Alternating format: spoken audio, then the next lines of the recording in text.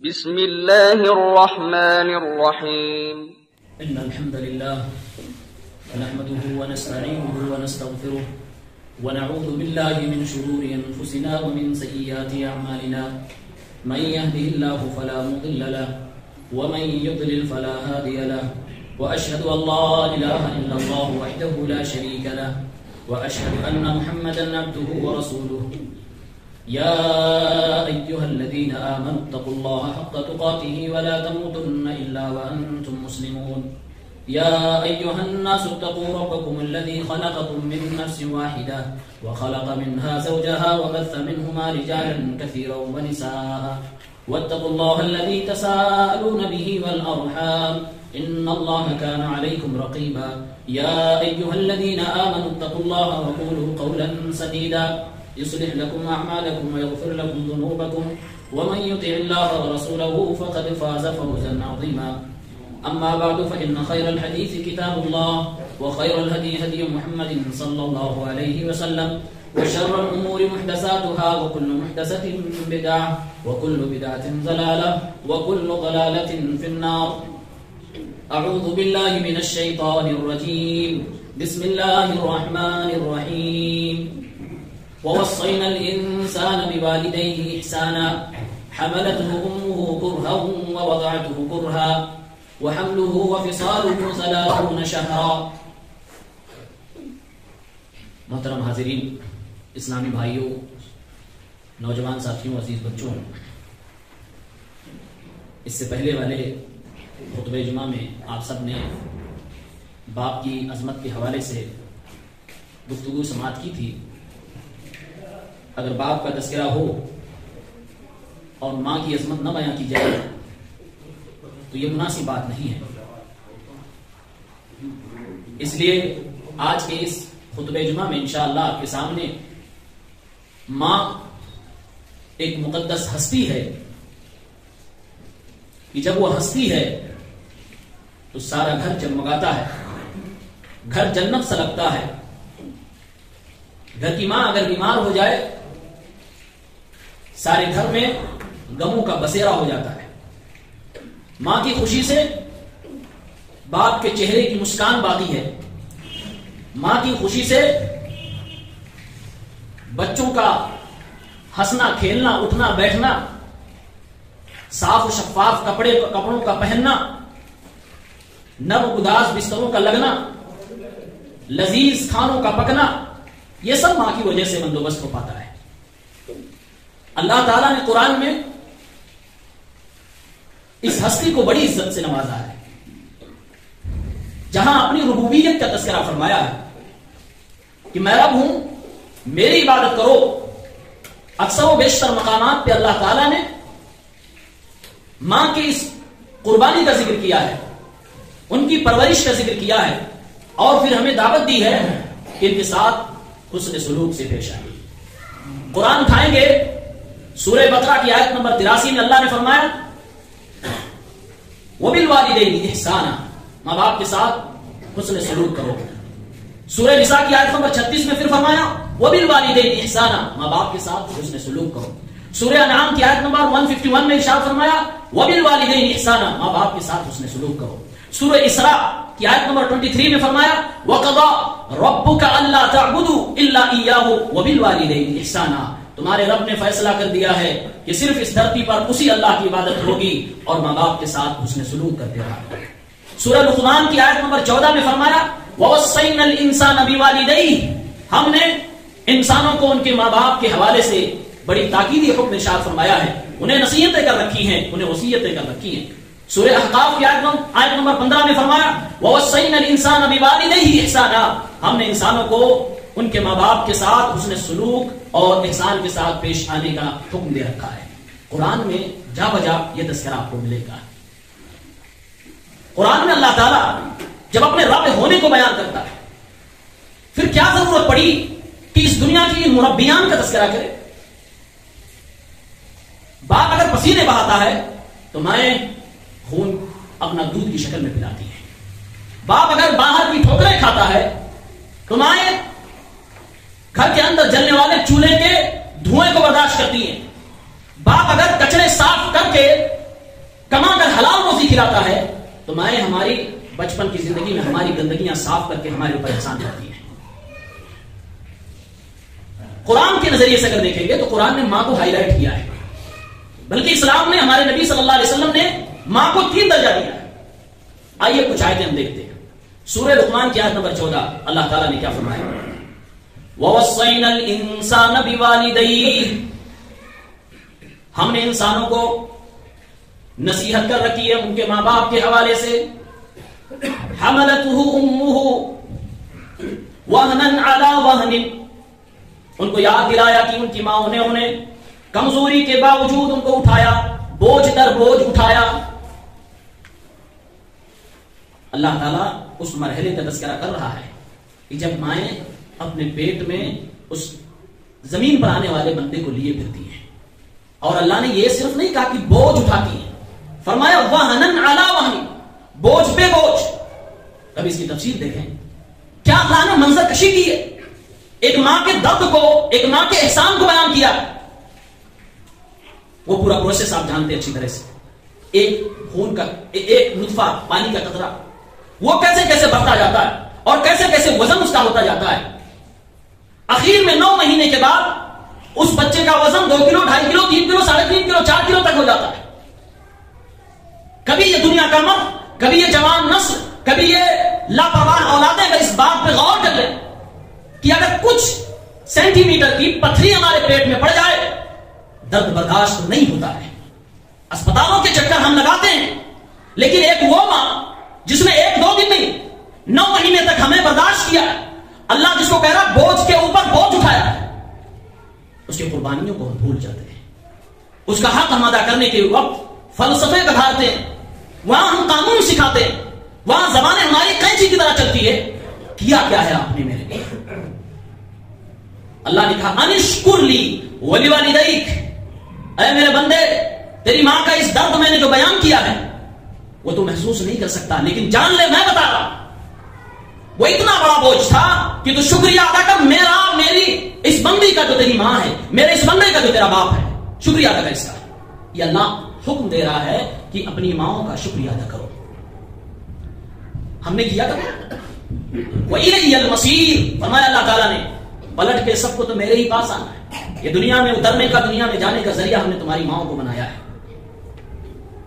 اور سورہ احقاف کی آیت نمبر 15 میں اللہ نے اس بات کو اور تھوڑی وضاحت سے بیان کی. وَوَصَّيْنَا الْإِنسَانَ بِوَالِدَيْهِ إِحْسَانًا، اور ہم نے انسان کو ان کے ماں باپ کے حوالے سے حسن سلوک کرنے کا حکم ارشاد فرمایا. حَمَلَتْهُ أُمُّهُ كُرْهًا وَوَضَعَتْهُ كُرْهًا، اے انسانوں یاد کرو اس وقت کو جب تمہاری ماؤں نے پریشانیاں اور تکلیفیں جھیل کر تمہیں اٹھایا، تمہیں اپنے پیٹ میں جگہ دی، تمہیں تکلیف نہ ہو اس لیے کوئی ایسی اوٹ پٹانگ حرکتیں نہیں کی. تمہاری حفاظت اس وقت تمہاری ماں کر رہی تھی جب تم کسی لائق نہیں تھے. وَوَضَعَتْهُ كُرْهًا، تمہیں تمہاری ماں نے اپنے پیٹ میں جگہ دینے کے بعد، 9 مہینہ پالنے کے بعد، جگہ جگہ چلنے کے بعد، اور اپنے پیٹ میں تمہارا بوجھ برداشت کرنے کے بعد اس نے بڑی مشقتوں سے جنم دیا تمہیں. وَوَضَعَتْهُ كُرْهًا، یہاں اللہ تعالیٰ ڈلیوری کے وقت ایک عورت کو جو درد ہوتا ہے اس درد کو بیان کیا ہے. وَوَضَعَتْهُ كُرْهًا، یہ درد وہ درد ہے کہ مرد کی بس کی بات تو نہیں، سمجھنا ہی بس کی بات نہیں. کسی عورت سے بھی اگر پوچھیں جو اس درد کو جھیل چکی ہے وہ بھی ڈسکرائب نہیں کر پائے گی. اس درد کے لیے الفاظ نہیں ہے. خود وہ عورت جو جھیل چکی ہے اس کو بیان نہیں کر سکتی. وَوَضَعَتْهُ كُرْهًا وَحَمْلُهُ وَفِصَالُهُ 30 شَهْرًا، اے دنیا کے لوگوں تمہاری ماں کا تمہیں اپنے پیٹ میں رکھنا اور پھر تم کو جنم دینا، جنم دینے کے بعد تمہیں دودھ پلانا، تمہاری پرورش کرنا، تمہارے لباس کو بدلنا، تمہیں نہلانا دھلانا، تمہیں لقمے کھلانا، یہ 1-2 دن کی بات نہیں، یہ 1-2 لمحے کی بات نہیں. وَحَمْلُهُ وَفِصَالُهُ 30 شَهْرًا، یہ پورے 30 مہینے کا پروسیس ہوتا ہے. جب وہ پریگننسی قرار پاتی ہے اس وقت سے لے کر جو بچے کا دودھ پینے کا حق ہے، اللہ نے فرمایا یہ پورے 30 مہینے کا پروسیس ہوتا ہے. 1-2 لمحہ یہ نہیں ہوتا ہے، 1-2 دن کی بات نہیں ہوتی ہے، پورا 30 مہینہ چلتا ہے. 2.5 سال یا اور قربانی دی جا رہی ہے. کیا سوچ کر ایک ماں پودا لگاتی ہے، کیا سوچ کرے ایک ماں اپنے بچے کے گندگی کو صاف کرتی ہے؟ کیا سوچ کرے ایک ماں اپنے خون کو دودھ کی شکل میں اپنے بچوں کو پلاتی ہے کہ یہ بڑا ہوگا ہمارے لیے سایہ بنے گا، ہمارے لیے مددگار بنے گا، ہمارے لیے لقمہ اٹھا کے لائے گا، ہمارے لیے آسانیاں پیدا کرے گا؟ کیا کبھی اس ماں نے اس مرحلے میں کبھی اپنے بچے سے یہ سوچا بھی ہوگا کہ یہ بڑا ہو کر مجھے ڈانٹے گا بھی، یہ بڑا ہو کر مجھے میرے اوپر ہاتھ بھی اٹھانے کی کوشش کرے گا، یہ بڑا ہو جانے کے بعد میرے اوپر خرچ کرنے میں کنجوسی بھی کرے گا؟ کبھی کوئی ماں یہ کبھی سوچ بھی نہیں سکتی ہے۔ یہ اللہ تعالیٰ، آپ آیت پہ غور کریں، اللہ ماں باپ دونوں کا ذکر کیا شروع میں۔ اللہ نے کہا وَوَصَّيْنَا الْإِنسَانَ بِوَالِدَيْهِ، والدین کا مطلب ماں باپ دونوں ہوتے ہیں۔ فرمایا دونوں کے لیے ہم نے کہا حسن سلوک، لیکن قربانی کا جب ذکر کرنا ہوا تو صرف ماں کا ذکر کیا ہے۔ کیوں؟ اس لیے کہ ایک عورت ذات بھی ہے۔ زمانے جاہلیت میں عورتوں کی کوئی ویلویشن نہیں تھی، کوئی اہمیت نہیں تھی۔ اسلام نے رتبہ جب دیا تو وہ رتبہ دے دیا، کہا جنت اس کے قدموں کے نیچے ہے، تجھے جنت چاہیے تو اس کو راضی کر، اسے خوش کر۔ اور دیکھیں قرآن میں اللہ نے آگے کہا حَتَّى إِذَا بَلَغَ أَشُدَّهُ وَبَلَغَ 40 سَنَةً، یہاں تک کہ وہ اولاد پیدا ہوا، جنم لیا، دودھ پیا، ماں باپ نے پالا پوسا، بڑا ہوا، انگلیاں پکڑ کے چلنے لگا، جوان ہو گیا۔ حَتَّى إِذَا بَلَغَ أَشُدَّهُ، یہاں تک کہ اس کے جسم کے اعضاء مضبوط ہو گئے، جوان ہو گیا، 18 سال 20 سال 25 سال کی عمر کو پہنچ گیا۔ وَبَلَغَ 40 سَنَةً، یہاں تک کہ 40 سال کی عمر کو وہ جوان ہو گیا، عمر دراز ہو گیا، ذہن بھی پختہ ہو گیا، جسم بھی پختہ ہو گیا، پورا مکمل انسان ہو گیا، مکمل آدمی بن گیا۔ اب وہ خود باپ 40 سال کی عمر میں بن چکا ہے، وہ خود بچوں کی پرورش کرنے لگا ہے۔ اب وہ باپ اگر نیک ہے، وہ بچہ جو اس پروسیس سے گزرتے ہوئے 40 کی عمر تک پہنچا ہے، اگر اسے احساس اپنی ماں کی اس قربانی کا، وہ ماں باپ کا فرمانبردار کیا کرے گا؟ اللہ نے آگے فرمایا قال ربی اوزعنی ان اشکر نعمتک التي انعمت علی وعلی والدی، اے اللہ، اے میرے پروردگار، اے میرے پالنے والے رب، مجھے تو توفیق عطا فرما کہ میں تیرا شکریہ ادا کروں اس کے بدلے میں جو تو نے ہمارے اوپر نعمتیں نچھاور فرمائی، ہمارے ماں باپ کے اوپر تو نے نعمتیں نچھاور فرمائی۔ وَأَنْ أَعْمَلَ صَالِحًا تَرْضَاهُ، اے اللہ مجھے توفیق عطا فرما کہ میں وہ نیکیاں کروں جس سے تو راضی ہو جائے۔ وَأَصْلِحْ لِي فِي ذُرِّيَّتِي، اور اے اللہ اب تو میں خود باپ بن گیا، اب تو میں خود بال بچوں والا ہو گیا، اے اللہ میری اولاد کی بھی اصلاح فرما دے، میرے اولاد کو بھی میرا وفادار بنا دے۔ انی تبت الیک وانی من المسلمین، میں تیری طرف پلٹ کے آ رہا ہوں، آ چکا ہوں، اے اللہ تیری چوکھٹ پہ ہوں، میں تیرا فرمانبردار ہوں۔ یہ وفادار بچہ کہتا ہے، اور نافرمان ہوتا ہے جس کی اگلی آیت میں اللہ نے فرمایا باپ کچھ اچھی بات کہتا ہے، خاص طور سے دین کے حوالے سے، اس کی آخرت کو سنوارنے کے حوالے سے، تو نہ ہنجار بیٹا کہہ دیتا اف لکما، افسوس، کیا بار بار اسی طرح کی بات، پرانی بات کرتی رہتی ہو، کرتے رہتے ہو۔ ان آیتوں کو کبھی غور کریں، دینی حوالے سے نیک بچے اور برے بچوں کا رویہ کیا ہوتا اللہ نے بیان کیا ہے۔ سورہ احقاف کی آیت نمبر 15 اور 16 میں، 17 میں، 18 میں۔ اس آیت کے اندر جو اللہ تعالیٰ نے ماں کی قربانی کا ذکر کیا ہے، آپ دیکھیے پیٹ میں 9 مہینہ رکھنے کا پروسیس، اور 9 مہینے کے بعد پیدا کرنے، جنم دینے کا درد، جنم دینے کے بعد دودھ پلانے کا درد، دودھ پلانے کے بعد تمہارے ڈائپر بدلنے کا درد، اور یہ سب 1-2 دن کا کھیل نہیں، پورے 2.5 سال کی مدت لگتی ہے، کم سے کم 2.5 سال، اس سے زیادہ بھی لگتا ہے۔ ہم اور آپ نے تو اکثر و بیشتر نے 4 سال 5 سال پریشان کیے ماں باپ، کئی تو اتنے بڑے ہو جاتے ہیں کہ خود کھانے کے لائق نہیں ہوتے، پھر بھی کھانا خود نہیں کھاتے، اور ماں باپ کا لاڈ پیار ہوتا ہے کہ وہ اپنا اس وقت تک بھی ہمیں لقمے کھلاتے ہیں۔ یہ سب اللہ نے کیوں بیان کیا ہے؟ اللہ کہہ رہا ہے انشکر لی ولی والدیک، میرے شکر گزار بنو بندو، اور زمین پر اپنے ماں باپ کے شکر گزار بنو۔ یہ آیت چیخ چیخ کر بتا رہی ہے، اعلان کر رہی ہے اے انسانوں، تمہارے پاس 2 انمول ہیرے ہیں، ماں اور باپ، دونوں کی قدر کرو جب تک وہ زندہ ہے، خاص طور سے ماں کو خاص توجہ دو، فل اٹینشن ماں کو دو۔ اللہ کے نبی صلی اللہ علیہ وسلم سے ایک شخص نے دریافت کیا، صحیح بخاری کتاب الادب 5971 غالباً حدیث کا نمبر، فرمایا اللہ کے رسول سے صحابی نے من احق الناس بحسن الصحابہ بحسن صحابتی، اے اللہ کے نبی میں اچھا کریکٹر کا ہوں، میں لوگوں سے اچھے انداز میں پیش آتا ہوں، لیکن میں پوچھنا یہ چاہتا ہوں کہ میرے اس بہترین اسلوب کا، میری اس پیاری بات کا، میرے اس اچھے انداز کا، میرے بہترین اخلاق کا سب سے زیادہ حقدار کون ہے؟ آپ نے فرمایا تیری ماں۔ کافر کہا ماں، کافر کہا ماں، کہا پھر کہا ثم ابوک، پھر تیرا باپ۔ 3 بار میرے نبی نے ماں کا تذکرہ فرمایا ہے۔ الم یجدک یتیما فآوی، اللہ نے اس امت کے لیے نبی چنا تو ایسے بندے کو چنا جس کا باپ دنیا میں آنے سے پہلے جا چکا ہے، عمر 6 سال کی ہوتی ہے، ماں بھی دنیا سے چلی جاتی ہیں، آپ یتیم سے در یتیم ہو جاتے ہیں۔ ماں باپ کے کھونے کا درد ہمارے نبی صلی اللہ علیہ وسلم سے زیادہ کوئی بہتر نہیں سمجھ سکتا، بچپن ہی میں کھو چکے سب کچھ۔ صحابی کہتے ہیں ایک بار ہمارے رسول کا گزر اپنی ماں کی قبر سے ہوا،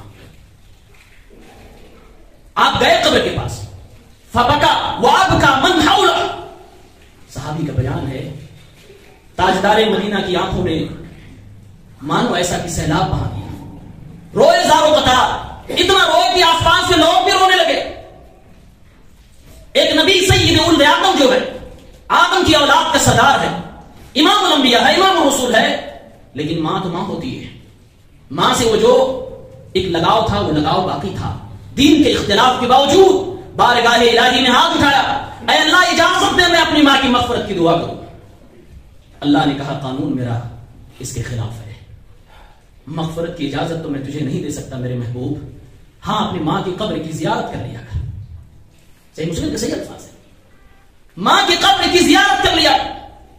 اس مرحلے پر، اس اسٹیج پر پہنچ کر اگر تھوڑا سا جگر میں پانی باقی ہے، سوچیں ایک وہ نبی جس نے 6 سال کی عمر میں ماں کو کھویا ہو، وہ دعائیں مانگنے کے لیے اللہ سے اجازت مانگ رہا ہو، اور وہ رب کہہ رہا ہو قانون کے خلاف ہے، قرآن کے خلاف ہے، میرے پیغمبر اس کی اجازت نہیں ملے گی۔ کیا بیتی ہوگی میرے رسول پر، کیا بیتی ہوگی محبوب خدا پر؟ لیکن نہیں، دین سب سے اوپر ہے، تھا، رہے گا، یہ نبی نے یہاں بھی کر کے دکھایا ہے۔ ایک صحابی ہیں، سنن نسائی کی روایت ہے کتاب، حضرت جاہمہ رضی اللہ عنہ کہتے ہیں آئے اللہ کے نبی صلی اللہ علیہ وسلم کے پاس تشریف رکھا اور کہا اللہ کے نبی صلی اللہ علیہ وسلم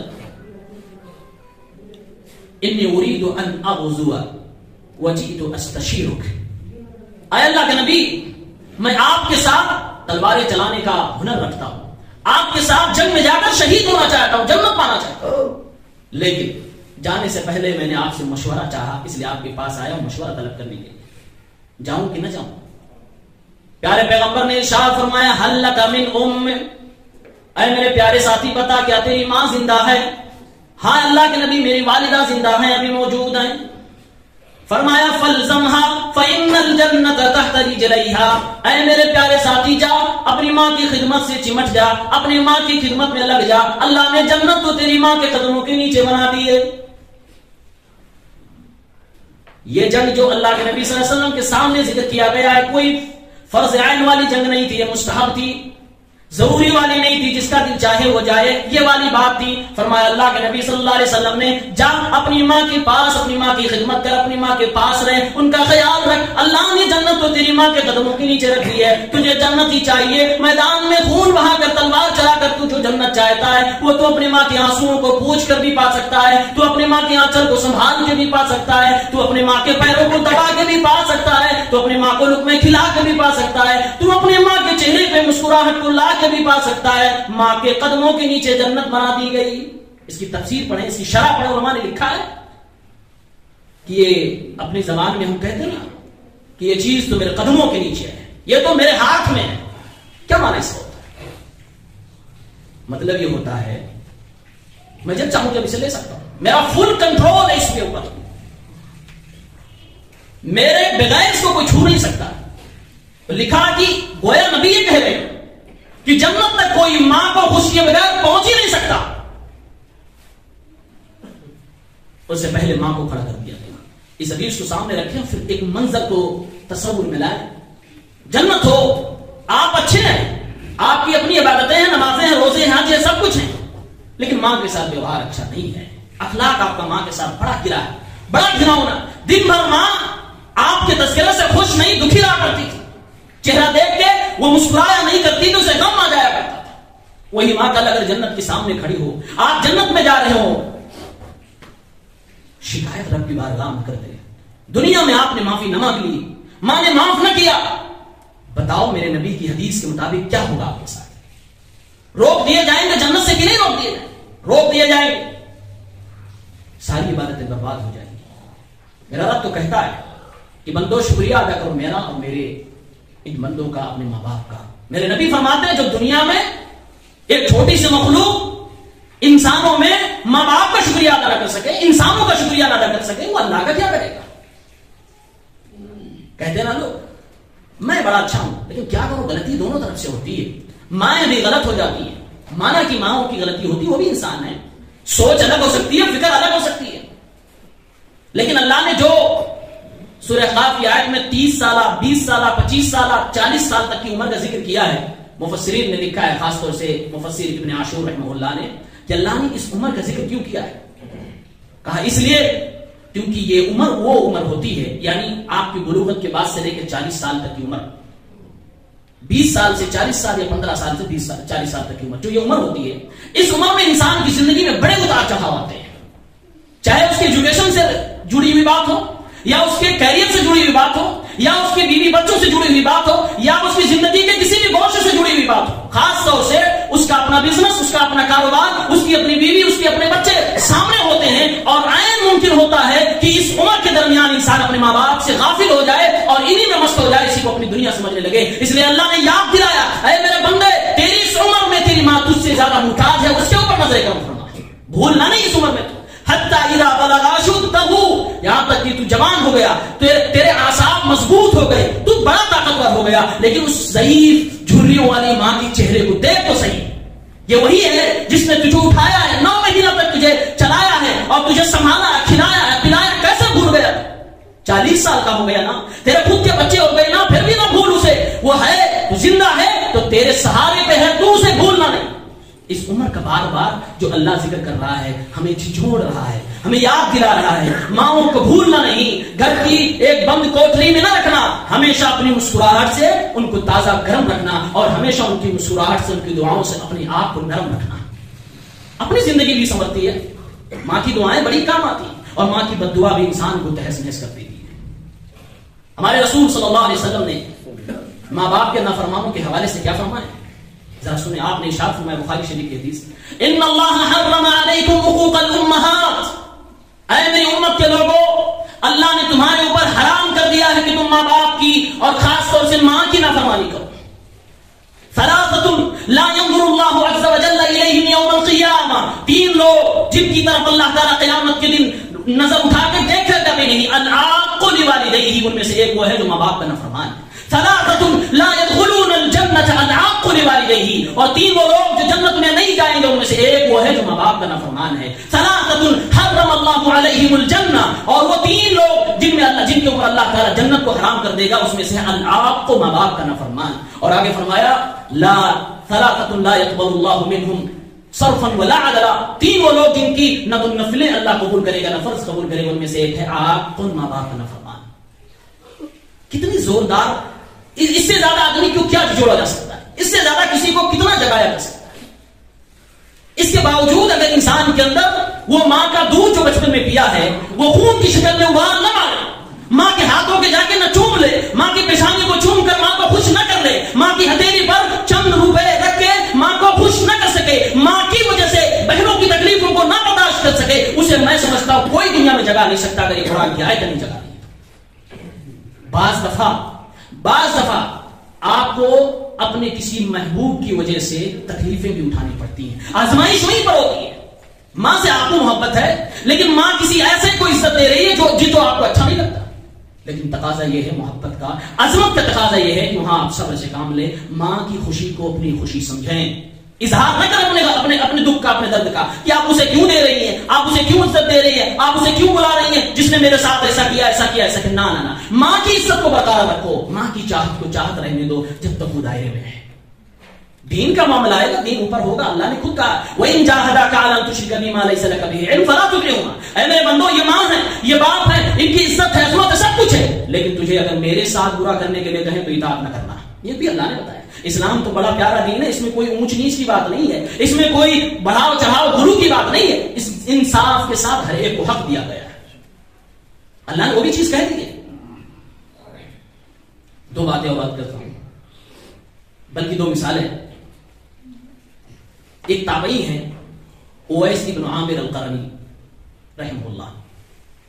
صحیح مسلم کتاب و فضائل الصحابہ میں 2542 میں روایت آئی ہے، شاید میں نے اسی منبر سے ایک بار یہ حدیث سنائی ہے، دوبارہ سنا رہا ہوں۔ یہ تابعی ہے، تابعی اسے کہتے ہیں جس نے رسول اللہ صلی اللہ علیہ وسلم کو دیکھا نہ ہو، اس نے صحابی کو دیکھا ہے، صحابی سے اس کی ملاقات ہے لیکن رسول اللہ صلی اللہ علیہ وسلم کو نہیں دیکھا ہے۔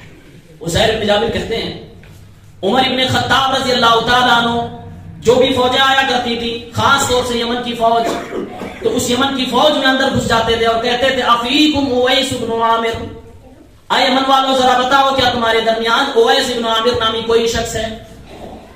اتفاق سے اویس بن عامر رضی اللہ رحمہ اللہ اس فوج کے اندر موجود تھے، فرمایا ہاں میں موجود ہوں، میں ہی اویس بن عامر ہوں۔ عمر رضی اللہ عنہ نے فرمایا من مراد ثم من قرن، اے اویس بن عامر یہ بتاؤ تمہارا خاندان کیا ہے؟ کیا تم قرنی ہو؟ یہ ٹائٹل تک قبیلے کا، کیا تم قرنی ہو؟ تو انہوں نے کہا ہاں میں وہی ہوں۔ فرمایا عمر رضی اللہ عنہ نے کیا تمہیں برص کی بیماری ہوئی تھی؟ پھر اللہ تعالیٰ نے تمہاری اس بیماری کو ختم کر دیا، اب تمہارے بدن میں وہ برص کی بیماری صرف 1 درہم کے سکے کے برابر باقی ہے۔ فرمایا ہاں یہ بھی بات صحیح ہے، مجھے برص کی بیماری ہوئی تھی، وہ بیماری ختم ہو گئی، بس 1 درہم کے سکے کے برابر باقی بچی ہے۔ عمر ابن خطاب رضی اللہ تعالیٰ عنہ جو کہ دنیا کی آدھی سے زیادہ آبادی پہ حکومت کرنے والا ہے، اس چادر اوڑے ہوئے شخص کو اپنے سامنے کرتا ہے اور فرماتے ہیں اے اویس بن عامر ذرا میری بات سنو، میں نے رسول اللہ صلی اللہ علیہ وسلم کو فرماتے ہوئے سنا ہے۔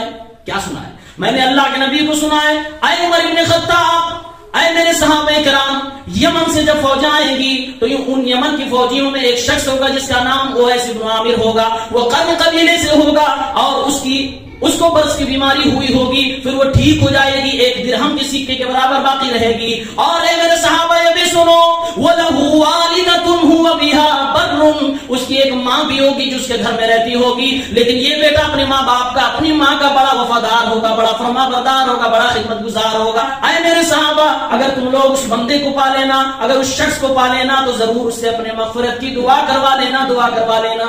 عمر بن خطاب نے یہ حدیث سنائی کہ آپ کے بارے میں میرے نبی نے یہ فرمایا تھا، اور جو باتیں میں نے آپ سے کہا کہ آپ اس قبیلے سے ہو، آپ کو یہ بیماری ہوئی تھی اور آپ کی ایک ماں ہے، یہ ساری باتیں رسول اللہ صلی اللہ علیہ وسلم نے فرمائی تھی، تو یہ باتیں صحیح ہیں، ہم نے رسول سے یہ سنا تھا، تو آپ میرے لیے مغفرت کی دعا کرتے ہیں، دعا کرتے ہیں کہ اللہ عمر بن خطاب کو معاف فرمائے۔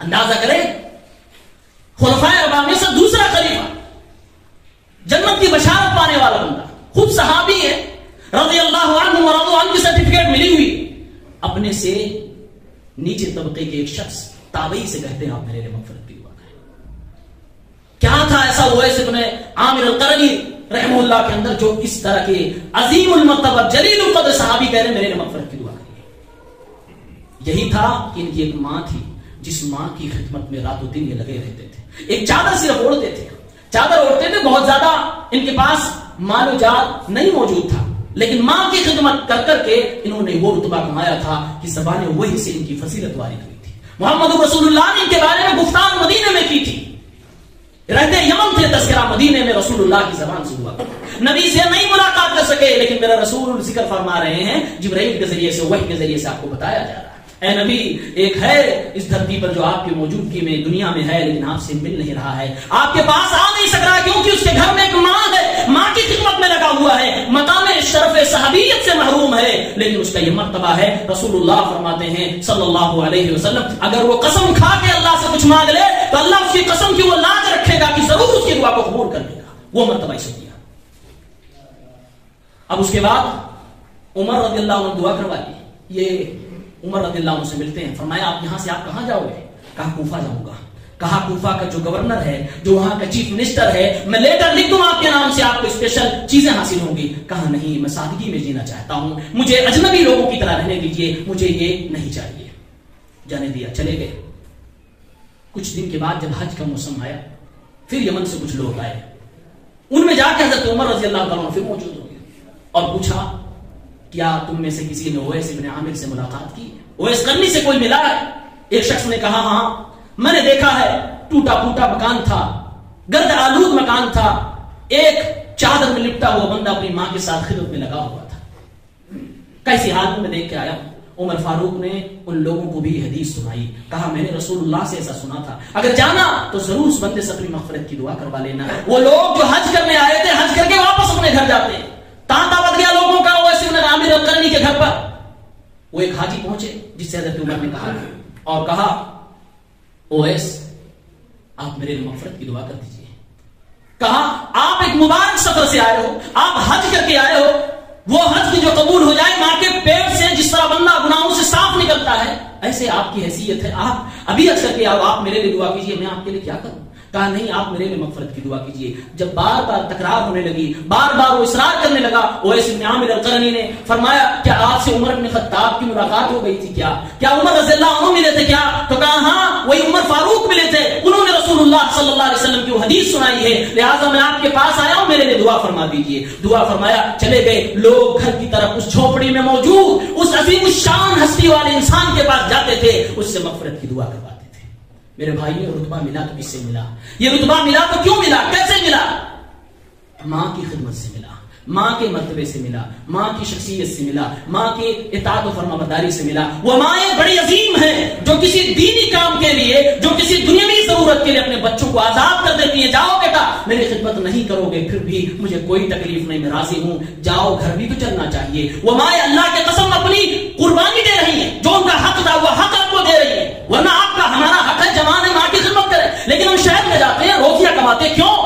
اس میں صرف ہماری اپنی قربانی نہیں ہے, یہ ماؤں کی قربانیاں ہیں کہ جو حق ہم ادا نہیں کر پا رہے ہیں. ماں کہتی ہے بیٹا گھر بھی چلنا چاہیے, گھر میں ایندھن بھی آنا چاہیے, گھر میں چاول بھی پکنے چاہیے, کھان پان بھی ہونے چاہیے, لوگوں کی دواؤں کی ضرورت بھی پوری ہونی چاہیے. جہاں میں اپنی قربانی قربان دیتی ہوں, میں اپنا حق چھوڑ دیتی ہوں, مجھے خدمت نہ کر, گھر والوں کو چلا دے, گھر والوں کو دے کے چل. یہ مائیں قربانی دے رہی ہیں اپنا حق قربان کر کے. یہ کون سمجھتا ہے؟ کون ماؤں کی دعاؤں کو شہروں میں لے کر لیتا ہے؟ بار بار فون کرے, حال چال پوچھے, ہر بار کہہ دے ماں تیری دعاؤں کا محتاج, تجھ سے دعائیں چاہیے. بڑی عظیم شخصیت ہے یہ. ان کی نافرمانی کرنے سے جو بد دعاؤں سے نکلتی ہے وہ بھی بڑی عبرتناک ہوتی ہے. انسان کو لاکھ سجدے کے باوجود, پیشانی پہ سجدوں کے کھٹے کے باوجود ایسا ذلیل کرتی ہے کہ دنیا کے لیے انسان عبرت بن جاتا ہے. یقین نہ آئے, وقت نہیں ہے, صحیح مسلم کی حدیث 2550 اٹھائے, اس میں جو جویج نام کے شخص کا واقعہ لکھا ہوا آپ دیکھیں. ماں نے بددعا دیا تھا, جبکہ ان کی غلطی نہیں تھی, لیکن ماں نے بددعا دیا تھا, اے اللہ اسے تو اس وقت تک موت نہ دینا جب تک کہ یہ بازاری عورتوں کے جال میں نہ پھنس جائے, جب تک کہ ذلیل نہ ہو جائے, جب تک کہ رسوا نہ ہو جائے. ہوا ایسا, لوگوں کی ماں کھانی پڑی ماں کی بددعا کے, جبکہ ان کی کوئی غلطی نہیں تھی. آپ بھی تھے, عبادت گزار تھے, ماں نے جب آواز دی تھی تو یہ نماز میں تھے, یہ فیصلہ نہیں کر پائے کہ ماں کو آواز دوں یا اللہ کی عبادت میں لگا. نفلی عبادت کر رہے تھے. سبق یہ دیا گیا تمہاری نفلی عبادتوں سے زیادہ حق ہے تمہاری ماں کا. 2 رکعت نفلی نماز نہیں پڑھو چلے گا, لیکن ماں کے سر پہ ہاتھ تمہارا آنا چاہیے. ماں کی خدمت تمہیں ضرور کرنی ہے. 150-200 تم مسجد مدرسے میں غریبوں کے ہاتھ میں نہیں رکھو گے چلے گا, لیکن ماں کی پسند کا کھانا پھل ماں کے ٹیبل پہ پہنچنا چاہیے. یہ اسلام ہمیں سکھاتا ہے, یہ ماؤں کی قدر ہے, یہ ہمیں کرنے کی ضرورت ہے. آج اگر ماؤں کو عزت دیں گے, آپ کے دل سے آواز آئے گی ہو نہ ہو میری اولاد میری نافرمان تو نہیں ہو سکتی, میرا اللہ میرے ساتھ وہ تو نہیں کرے گا, کیونکہ میں اپنی ماؤں کے ساتھ وفادار ہوں. انشاءاللہ هل جزاء الاحسان الا الاحسان. احسان کا بدلہ احسان ہی ہوتا ہے. اللہ سب کچھ دیکھ رہا ہے, اللہ سب کچھ جانتا ہے, کون کس کی کتنی قدر کر رہا ہے. جو جس لائق ہے, جو حق دیا گیا ہے, اس کو آپ بجا لائیں, اس کو پورا کریں. ماؤں کو ماننے کا مطلب یہ نہیں ہوتا کہ بیویوں کے اوپر ظلم کیے جائیں, اور بیویوں سے محبت جتانے کا یہ ہرگز نہیں مطلب ہوتا کہ ماں کا حق چھین لیا جائے. دونوں جگہوں پہ ہم کہیں نہ کہیں غلط کر رہے ہوتے ہیں, اس کو سمجھیں اور اس کو حل کرنے کی کوشش کریں. اللہ ہم سب کے معاملات کو صحیح فرمائے. اللہ العالمین ہم سب کو توفیق دے کہ ماں کی عظمت اور اس کے وقار, اس کے قدر کو سمجھ سکیں, اور اس کو جو حق ملے وہ ہم ادا کر سکیں. آمین.